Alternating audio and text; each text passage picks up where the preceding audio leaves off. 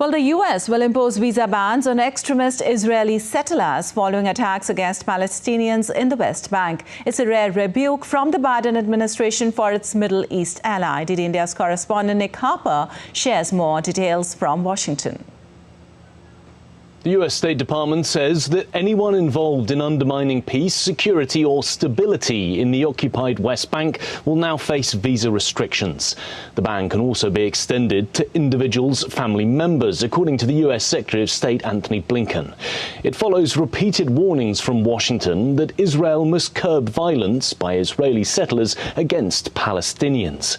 Blinken said the US had underscored to the Israeli government that it needs to do more to hold accountable those who perpetrate violence.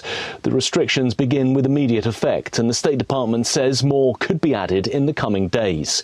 It means anyone who's committed violence who already has an existing US visa will be told it's been revoked. Dozens of Israelis are expected to be affected by the new restrictions. The UN says attacks against Palestinians has more than doubled since the Hamas attack on October the 7th. Israel has occupied the West Bank since 1967. That was the Middle East War. It's an area that Palestinians say should be at the core of an independent Palestinian state. In the decades since, Israel has built Jewish settlements, something that many countries rule as illegal. The punishment is a rare one, with the Biden administration staunchly backing Israel since the Hamas attack.